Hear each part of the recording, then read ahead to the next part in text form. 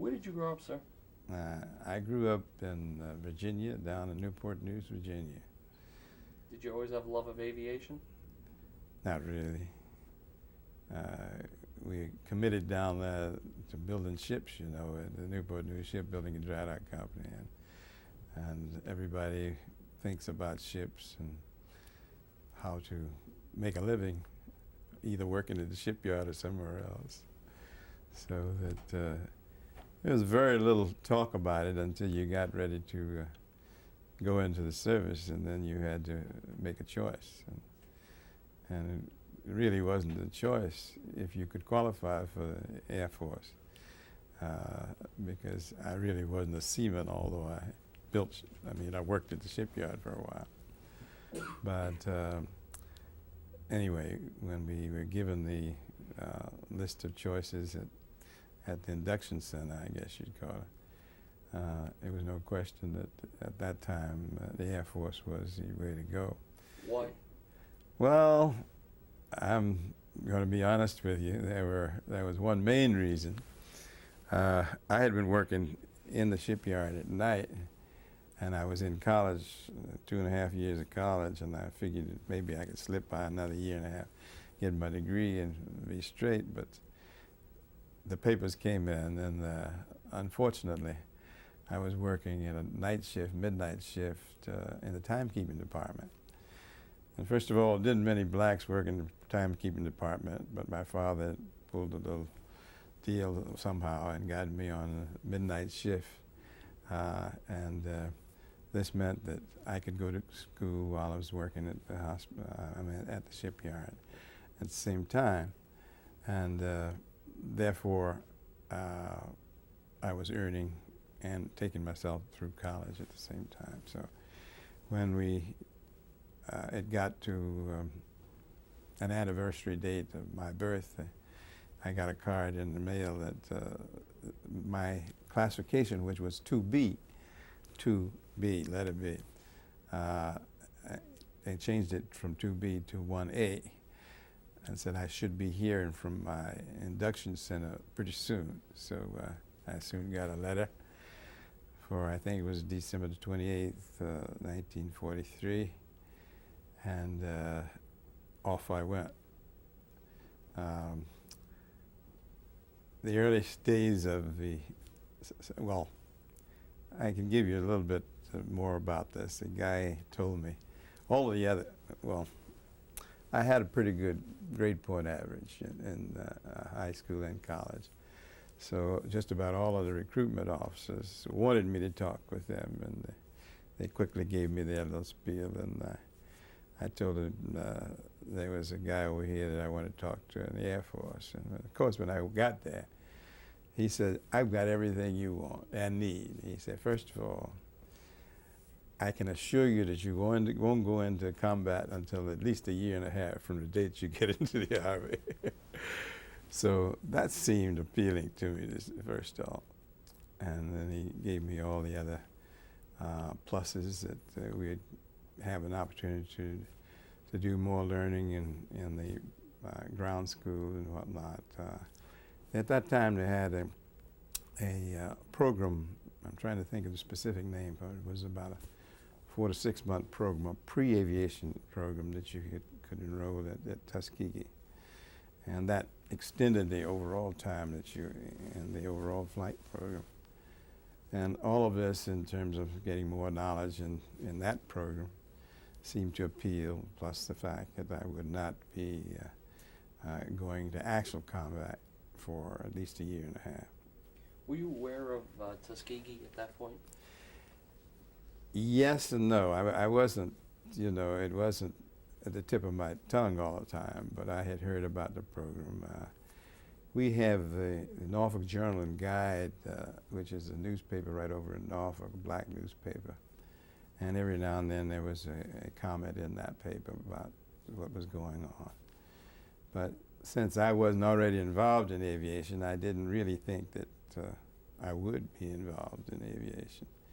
But I did know of it before I went into the induction center. So how did you get from the induction center then to Tuskegee? Okay, that's as almost as hard a job as learning to fly.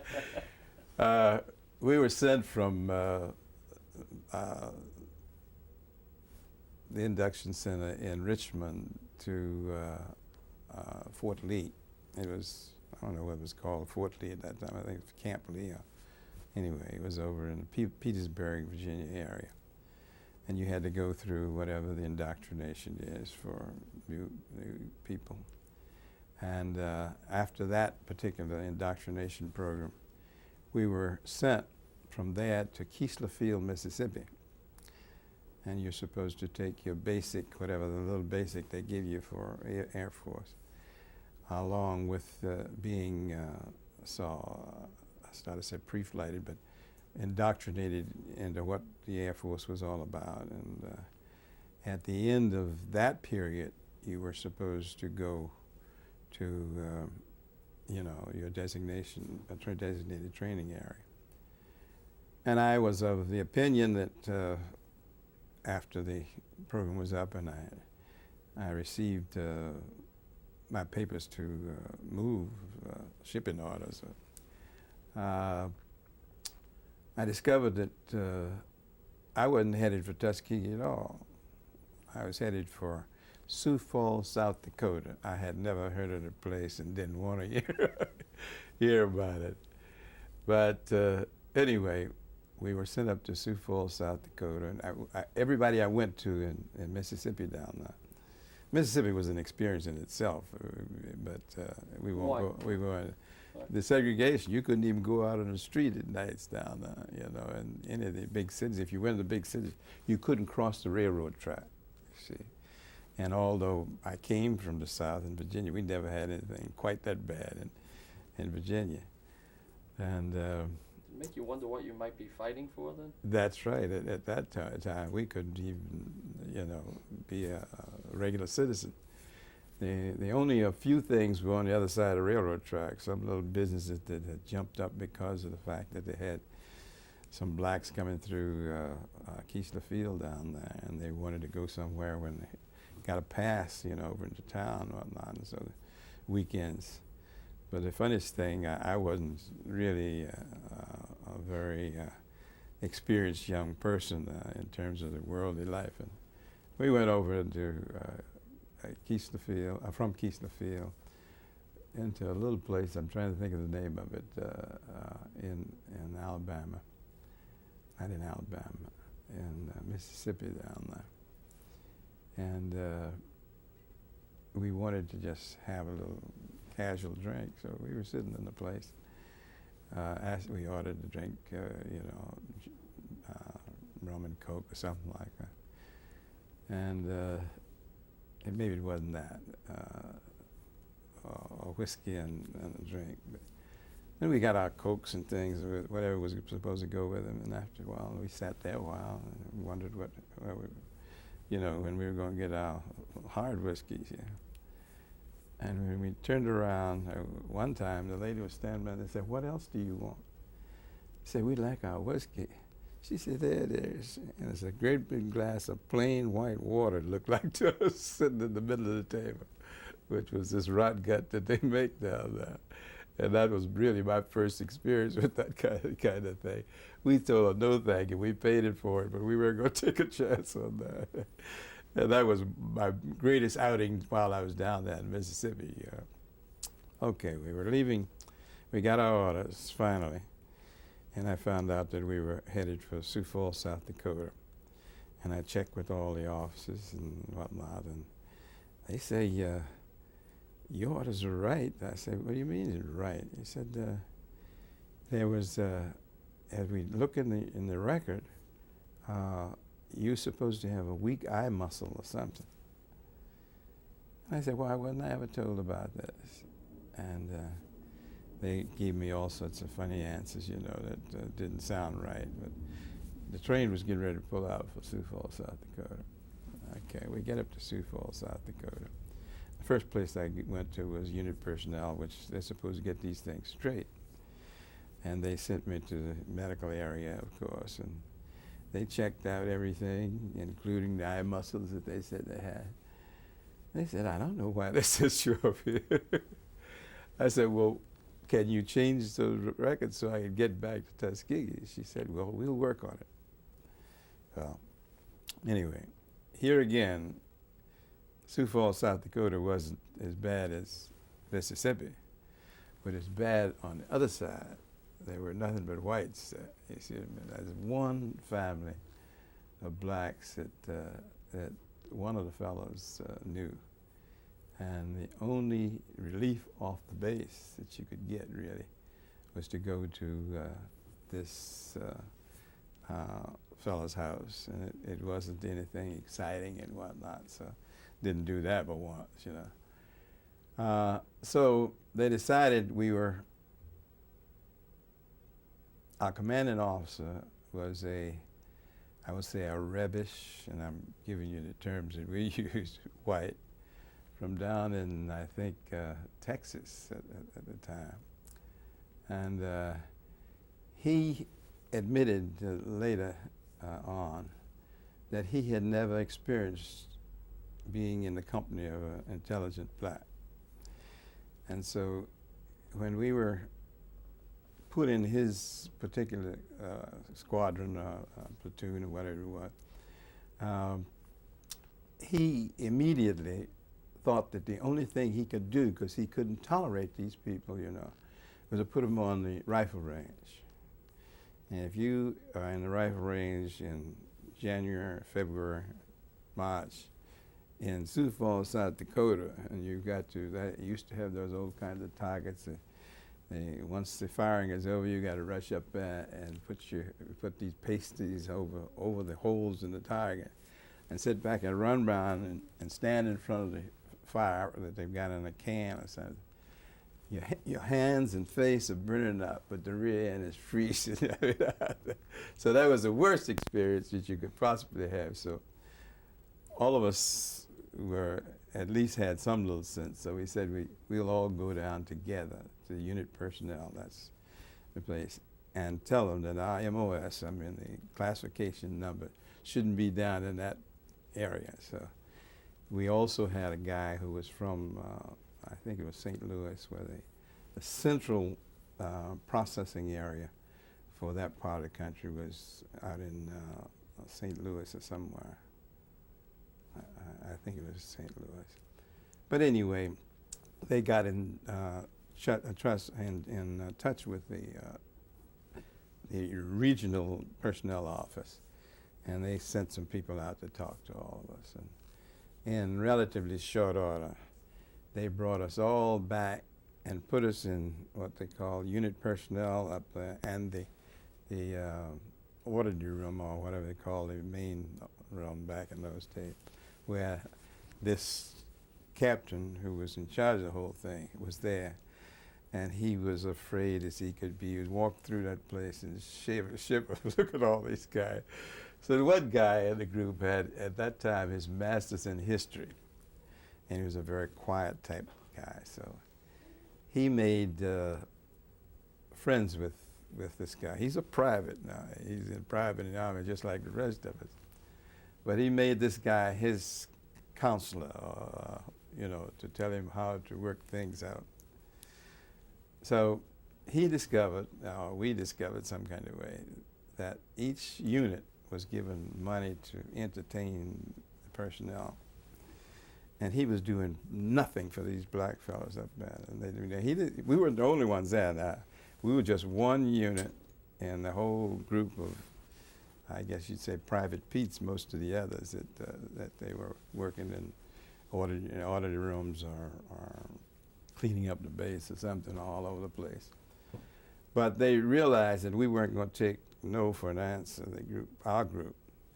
And so they put us in different jobs up there in the audit room. At the same time, I'm going back and forth to unit personnel to see what is happening on my orders, you know, that I'm supposed to get out of. We spent about 3 months up there. But they found out other things they could do with us. They decided to keep us happy.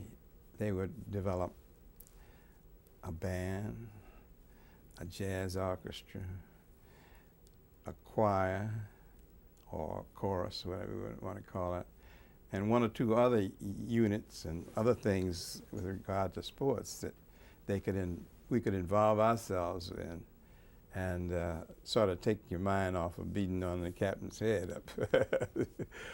So that this developed very well, and a lot of guys are very talented. And so somebody came up with the idea, and I'm sure it wasn't our captain or somebody else, that since we were performing so well in these various areas, that they would want to send us down to Des Moines, Iowa.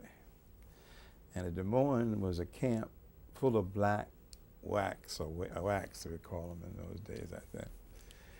And so that we would entertain the whites in any way that we could while we were down there. Now, we up there sort of being isolated, can do nothing.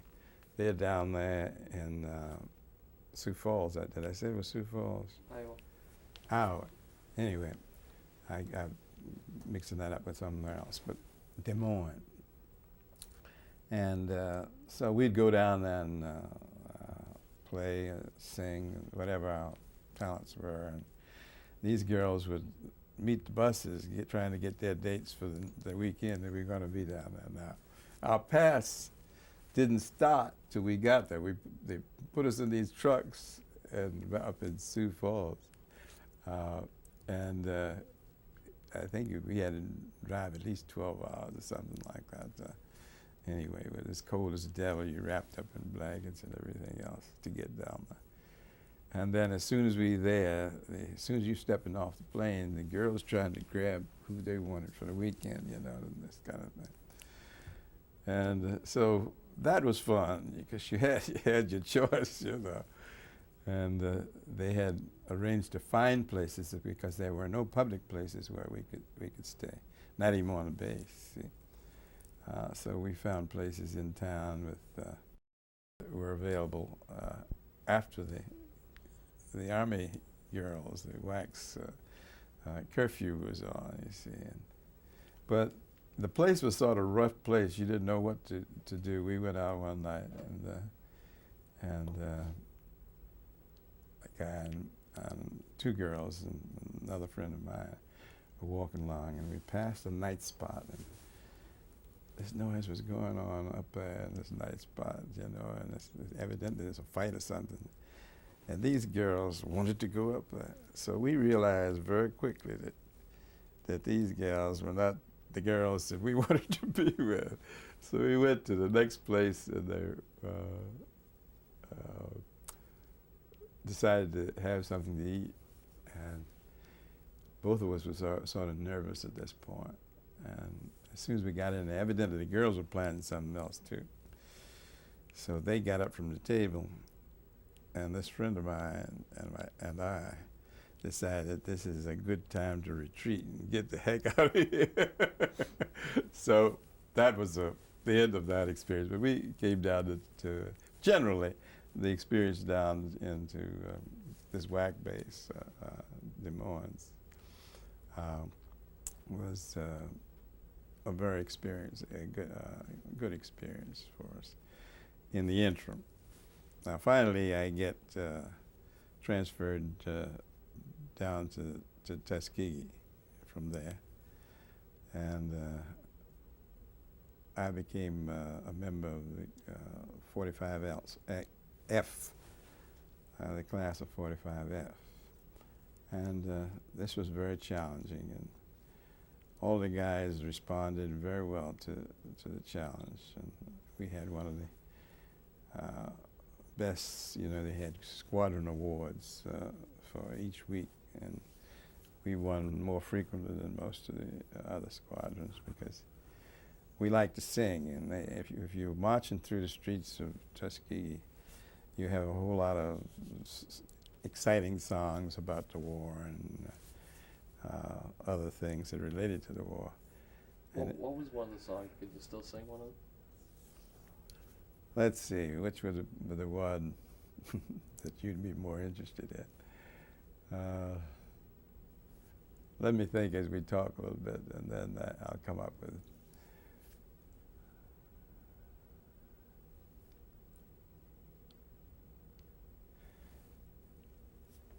went something like this. I've got a gal. I can't. It'll come to me in a few minutes, and I haven't sung it for 54 years or more.